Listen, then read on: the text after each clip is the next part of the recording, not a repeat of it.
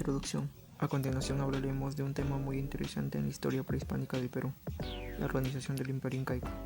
Su éxito y la expansión de dicho imperio, el Tahuantinsuyo, no fueron producto del azar, sino de una sólida estructura política, social y económica y religiosa que les permitió gobernar eficientemente vastos territorios andinos. En esta presentación exploraremos cómo estaba organizado este imperio, cómo funcionaban sus instituciones y cuál fue el rol de cada miembro de la sociedad incaica en el mantenimiento de su grandeza.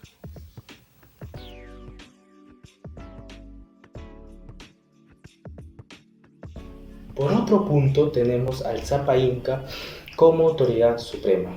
El Sapa Inca estaba en la parte más alta del sistema sociopolítico del Tahuantinsuyo, pues no solo era considerado un gobernador, sino que también una figura sagrada.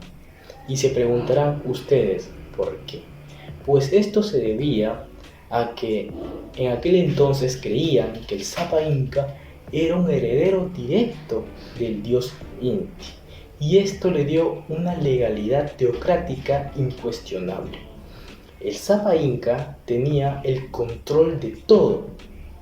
En el tema religioso se encargó de realizar los diversos rituales que se hacían en aquella época, ya que se creía que el Sapa Inca era un intermediario entre los humanos y lo divino. También tenía un control en el tema político, militar y económico. En el tema económico realizó un plan donde organizó y distribuyó los bienes y las tierras, realizando un sistema planificado del trabajo llamado Aini y Minca, que ayudó a la prosperidad económica del imperio. Por otro, pasamos a otro punto muy importante, que es el Consejo Imperial. El Consejo Imperial en el Tahuantinsuyo fueron nobles que fueron seleccionados para responder ante el Sapa Inca en la organización del imperio. Estas personas fueron cuidadosamente seleccionadas de la panaca real, los llamados linaje del Inca, que eran los máximos representantes de cada uno de los 4 suyos que nosotros conocemos, que fueron Chinchasuyo, Contisuyo, Collasuyo y Contisuyo. Esas personas que pertenecieron a los 4 suyos y que llegaron a estar en el Consejo Imperial tuvieron un control total de cada zona específica, porque llegaron a ser asesores militares, religiosos y políticos, pero no olvidarse esta parte porque es muy importante. Siempre tenían que dar explicaciones ante el Sapa Inca. Muchos historiadores dicen que fue una medida efectiva, ya que el Sapa Inca entendió que su territorio era muy grande y que debía tener hombres que le respondieran a él para que las cosas no se salieran de control. Pasamos a otro punto. Ahora pasaremos a hablar sobre los apus. Los apus eran autoridades que se encontraban en las diversas regiones del imperio. No olvidar que los apus no eran lo mismos que los nobles que se encontraban en el Consejo Imperial, porque los apus tenían un rango menor que esos nobles.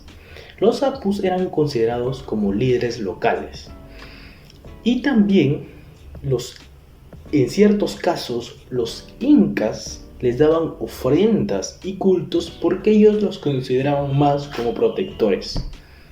También los apus tuvieron un pequeño control en el tema económico y político.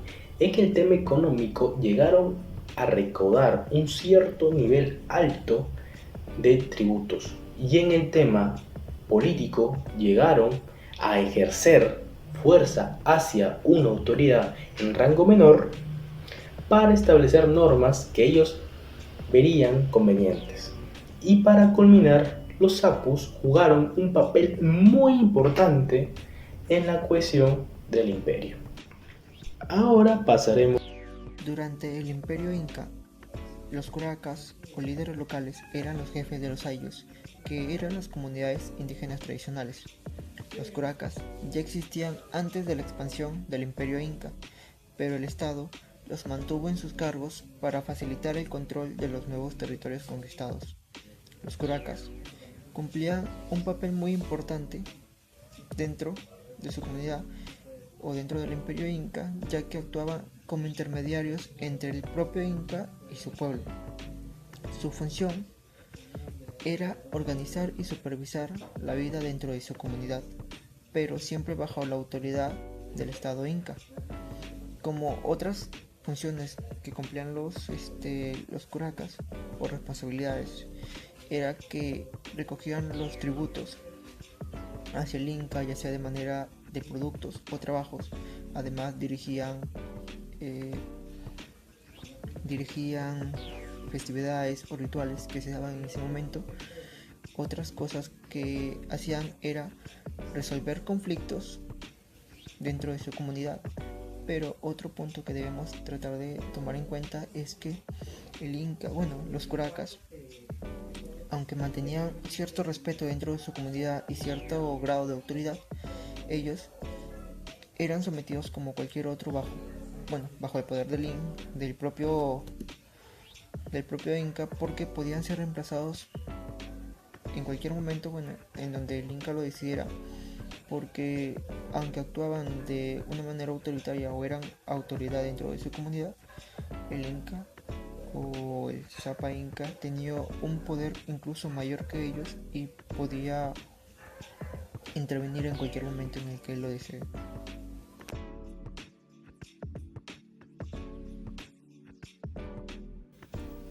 Cuando hablamos del imperio incaico lo imaginamos como una red vasta y ordenada donde todo giraba en torno al Cusco.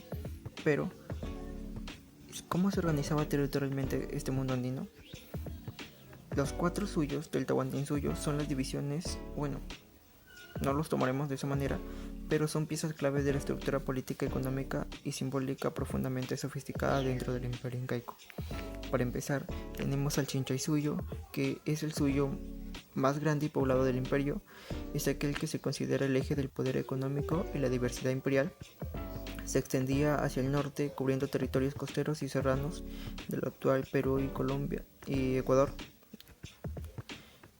Su conquista representó un triunfo crucial para los incas, que incorporaron culturas como los chimú y accedieron a una red compleja de comercio y producción. Como segundo punto tenemos lo que es el Collasuyo, que es el antiplano, el control militar y raíz sagrada del mundo andino. Se extiende hacia el sur y ofrecía altiplanos fríos, pueblos aymaras organizados y sobre todo el lago Titicaca, considerados por los incas como el lugar de origen de los fundadores míticos. El Contisuyo, el laboratorio del poder extractivo y la integración cultural, que es como se le conoce mayormente, está ubicado al suroeste del Cusco y es el más pequeño de los suyos, pero no por eso es el menos importante. Es riquísimo en minerales y rutas comerciales, lo cual también fue un punto clave para conectar el antiplano con la costa sur. El Antisuyo, el borde del imperio y la frontera del mito, que es como también se le conoce, se extiende del Cusco al noreste del Cusco, una región de ceja, de selva baja y alta, en donde los incas enfrentaban no solo un territorio difícil, sino también un desafío simbólico, ya que la selva era lo indómito, lo caótico y lo desconocido. No se tenía mucho conocimiento acerca de del lugar donde ellos estaban habitados, pero también era muy importante para el imperio inca.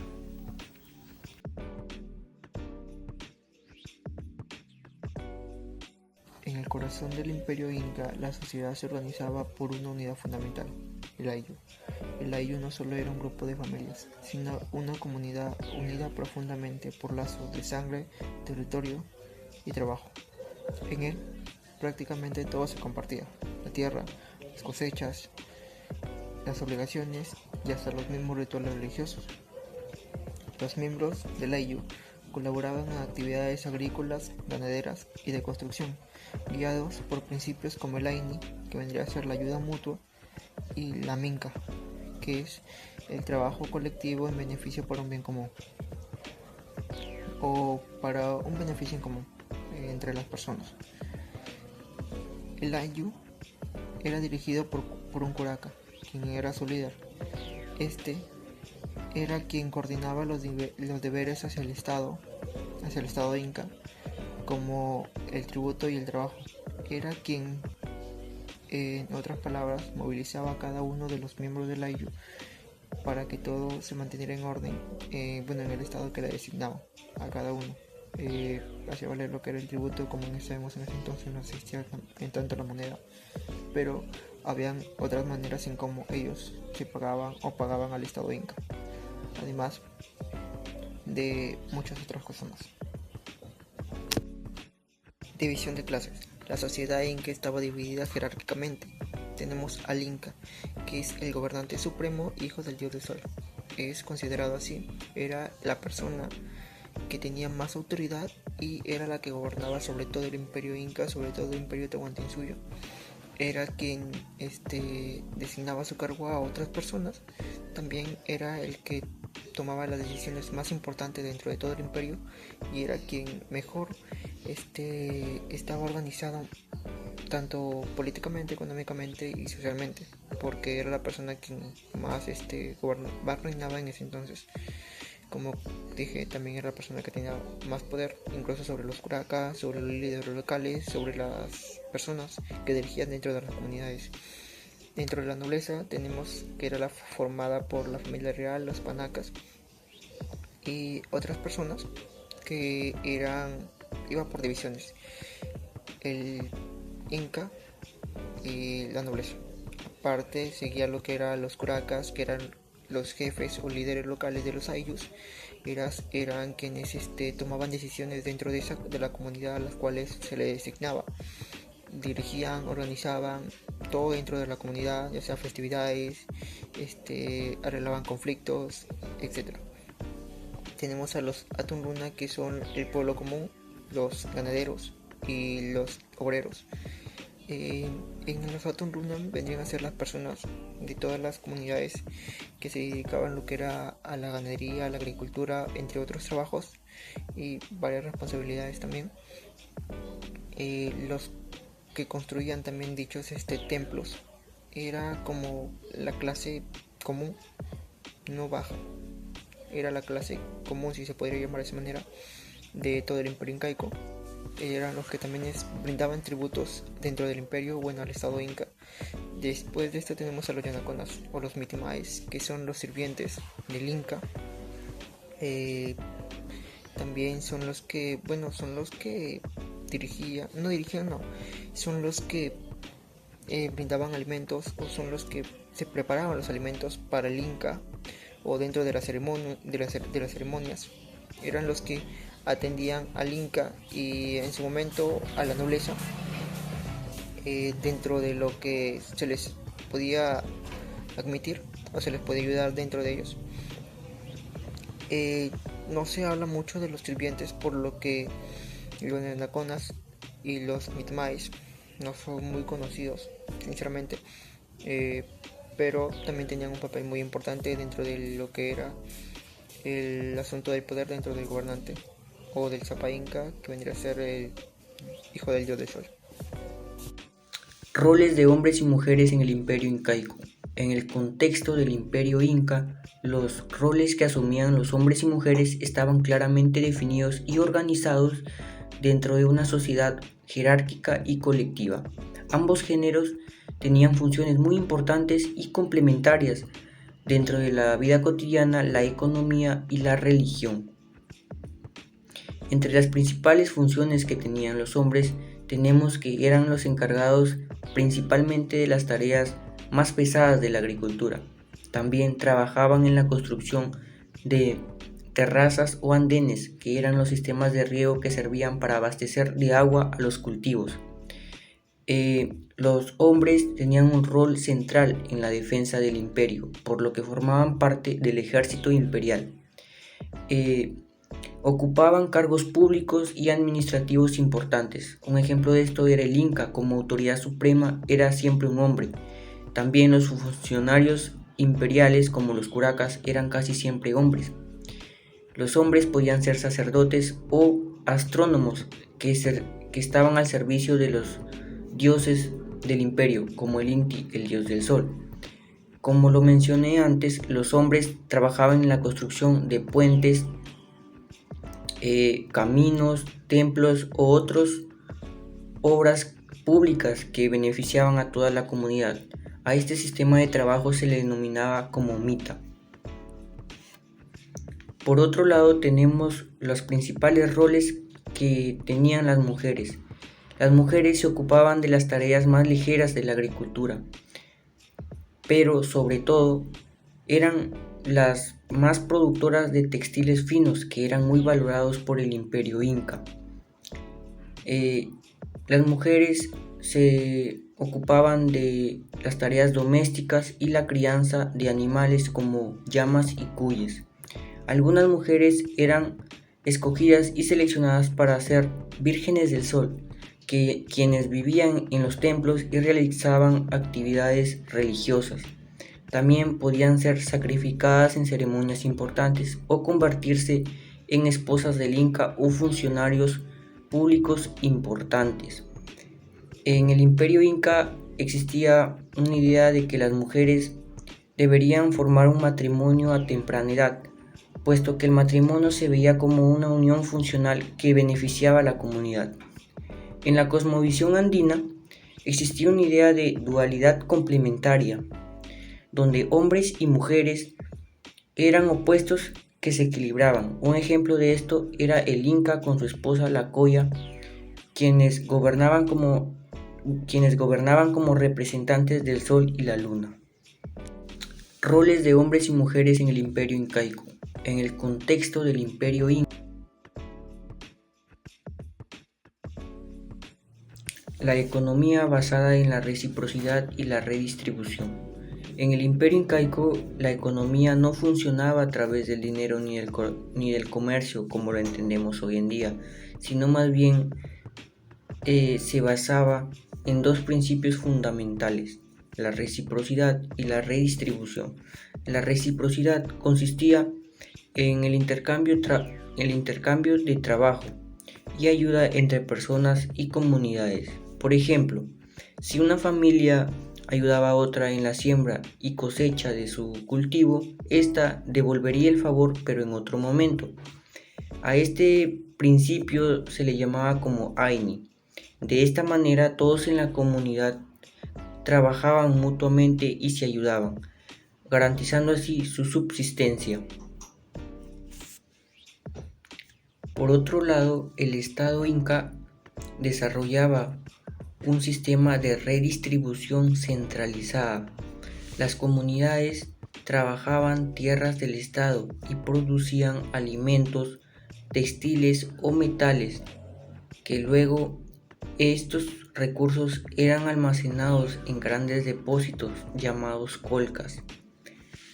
El Estado Inca luego redistribuía estos recursos a las personas más necesitadas en tiempos de escasez o en celebraciones importantes.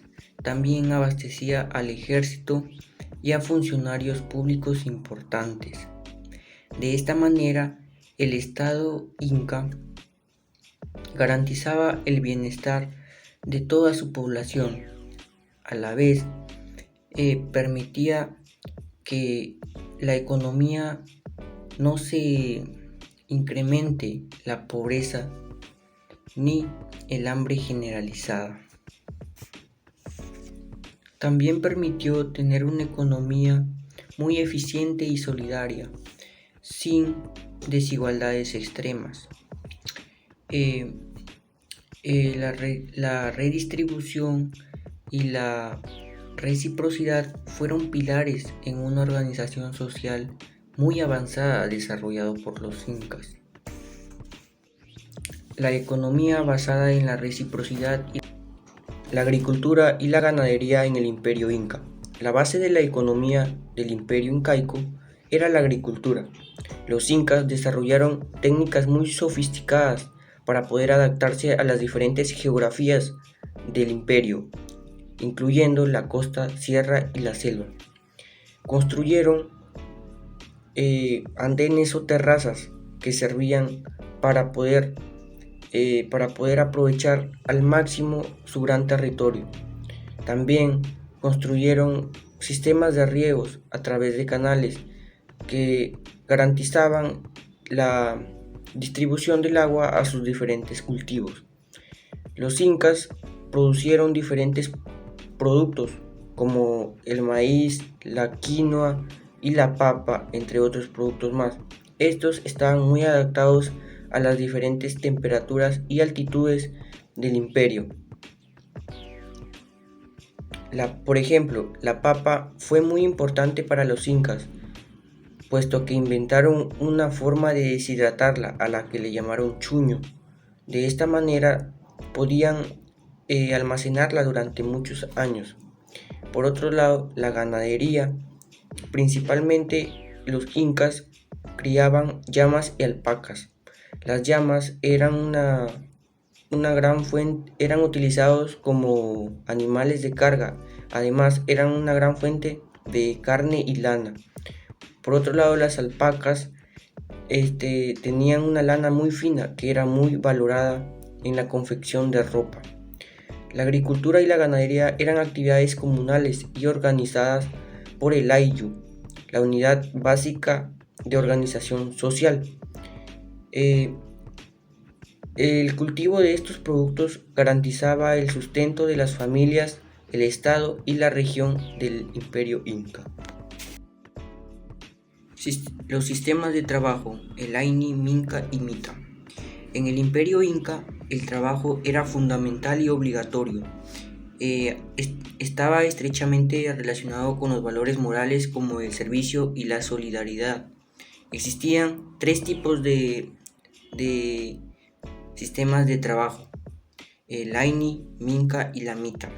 Por su parte, el Aini consistía en la ayuda mutua entre personas o comunidades. Era un principio de reciprocidad.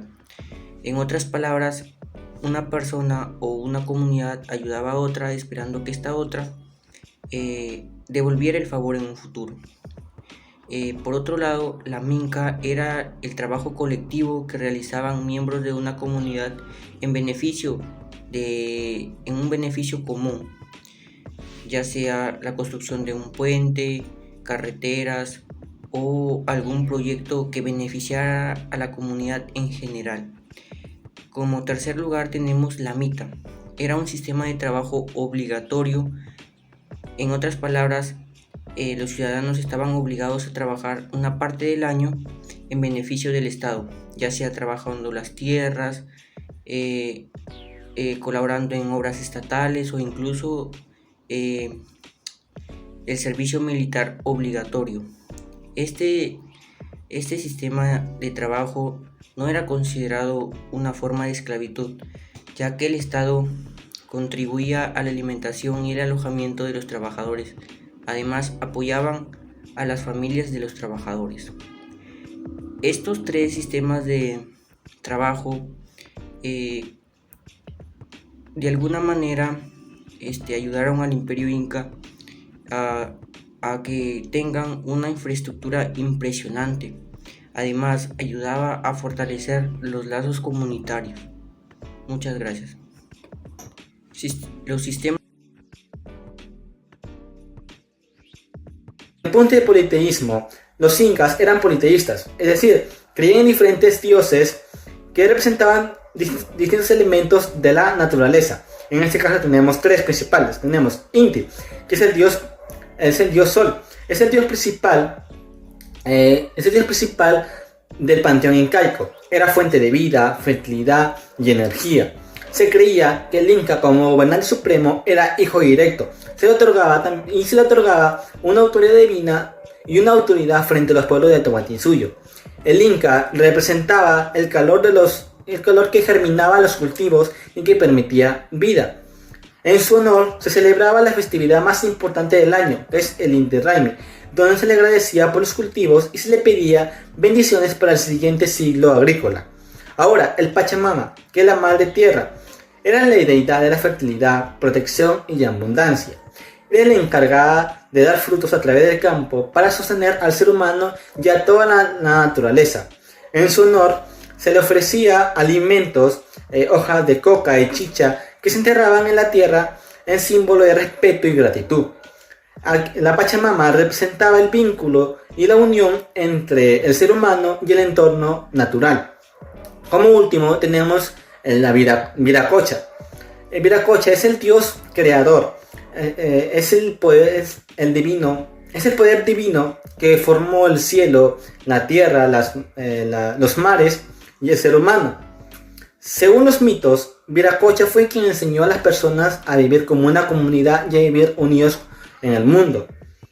Y aunque a su honor no se celebra una festividad tan popular como el del Inti o como el de la Pachamama, su carácter fisiológico es más profundo. Viracocha representa el origen, la sabiduría y la continuidad en el universo. En el punto de politeísmo, los incas. Asimismo, en el punto de dualidad y conexión con la naturaleza, la cosmovisión andina se basaba en la dualidad, es decir, la creencia en la existencia de fuerzas opuestas pero complementarias, como el día y la noche, el sol y la luna, lo masculino y lo femenino. Todo debía mantenerse en equilibrio. Además, el Inca creía que el ser humano es parte de la naturaleza, pero no superior a ella. Por eso había un profundo respeto hacia la tierra, el agua, los animales y los cerros. Esta conexión espiritual con el entorno guiaba su forma de vida y a sus decisiones como sociedad. Asimismo,